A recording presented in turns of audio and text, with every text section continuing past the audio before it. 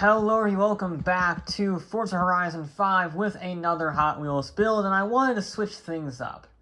You see, we've had a lot of all-wheel drive cars in the last few builds. We had two all-wheel drive sedans in the last two builds, for that matter. And I wanted to change things up so we didn't, fall into a pattern. And I went as far away from that as possible with a Formula Drift car. I don't know how this is going to do at all. It's pretty high in the PI scale. And we're going to get a lot higher with the racing parts. But it already has a lot of horsepower, so we're not going to need any more of that, really. We're also going to want racing suspension, so maybe we can, drive properly. We also already have a racing gearbox, which is nice. I think we'll put on a 7-speed. For this one. We want a racing differential, not a drifting one. We can't do anything with that, so it's just engine now. I think we might be stuck at this. We can have a lot of power for not a lot of gains. I have a feeling that would be very lethal. I also have a feeling that if I have the option to make a Formula Drift car, I'm going to max it out. Oh, this is a terrible idea. I think we're going to go for the 8-speed. Try and get some more gears. We'll keep with the 7, actually. So, yeah, there we go. 1,600 horsepower. 1,300 foot-pounds of torque. I have something in my eye, so we're just going to move on to the racing. I don't know how this is going to fare. I think this might be an uncontrollable death trap. But I also said that about the Mercedes. And the Mercedes is the only thing that beat the 962. So, who knows? Okay, the crazy maniacal drift car is going to have to try and beat a 142.6 by the aforementioned Mercedes. And you can see in 3rd gear it's wheel spin, and 4th gear, and 5th gear, and probably 6th gear, but there's a corner coming up. Now, once I do actually get the wheels under control, it does actually have a bit of grip, as you can see, which is nice. And that means it is insanely fast in a straight line. This is probably the fastest car I've ever built. 250-mile-an-hour top speed in this thing. That is insane. The problem is the downforce, or lack thereof, because this has 80 pounds of downforce across the entire body. I'm not allowed to tune anything other than the gears if you have a problem. I don't have a... And that means I can't touch the downforce. So, everything else runs about 300 pounds of downforce at the least. Because of the Forza Aero, that's just what it comes to on default tuning. This thing, though, 70, which means it doesn't turn much. I thought the traction would be the worst part of this because it is a race car, and yeah, it's not great, but as you can see, I can go flat out of these corners because of the high-speed nature of this circuit.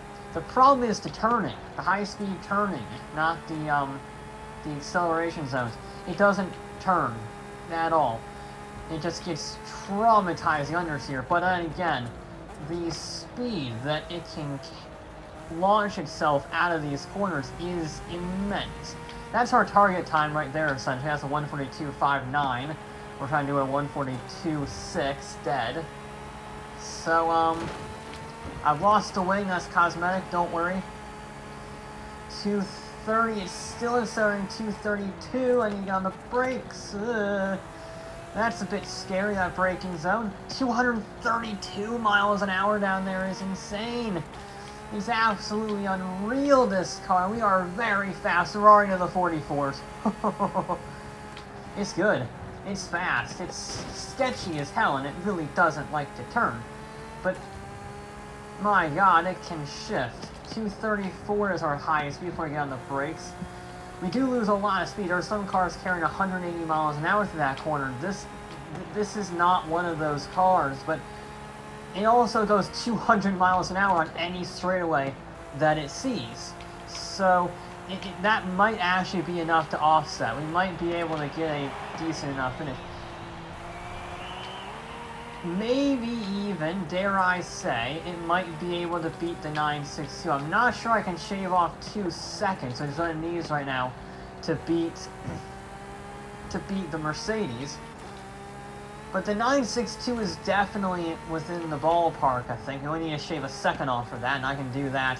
I've done that in previous builds, so the higher the horsepower, the more time you can shave off with a clean run, because usually dirty runs are caused by just lack of control. So if you do manage to control it, well, then you're gonna have a much faster lap, so it's much easier to shave lap time off in terms of, you know, percentage of time shaved.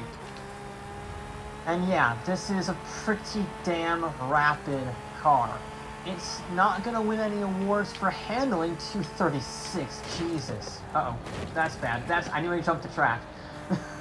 That's new. 236 miles an hour is insane speed. That's stupid. We are into the 43. It's really the second car ever to be currently in a 143.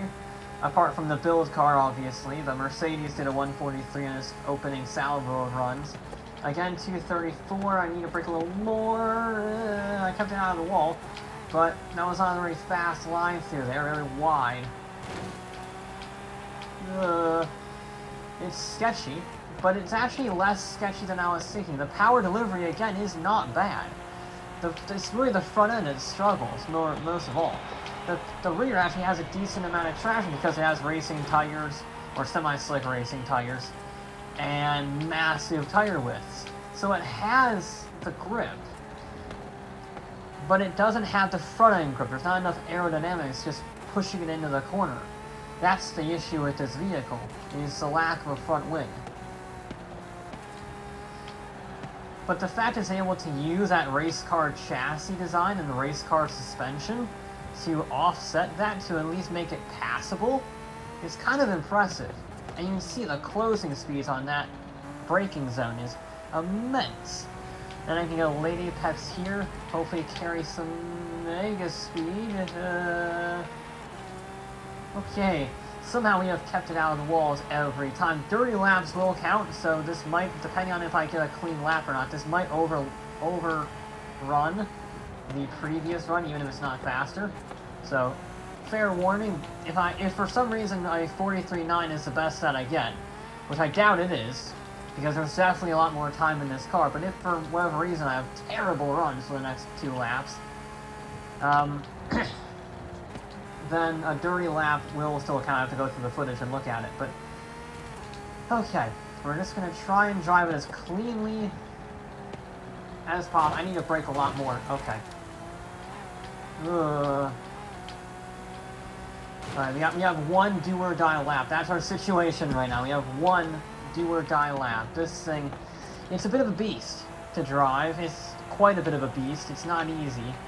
Certainly the first corner, which is the fastest one on the track, is just a nightmare in this car because, well, it doesn't want to turn in on a slow speed corner, much less when you're going 230 miles an hour into it.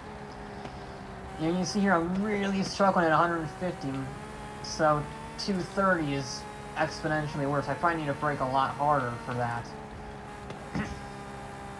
So, we got one lap. This I'm gonna have to concentrate really hard, or else I'm gonna have let this vehicle down considerably. Admittedly, it's a bit of a pain to drive because of the whole lack of turn-in. But yeah, I could definitely drive it better, shall we say. This is still, apart from the opening corner, which screwed up the entire run, this has actually been a pretty clean second half. That's as millimetrically 238? 238? Jesus Christ, Toyota. What are you doing? Alright, now go, go, go, go, go, go.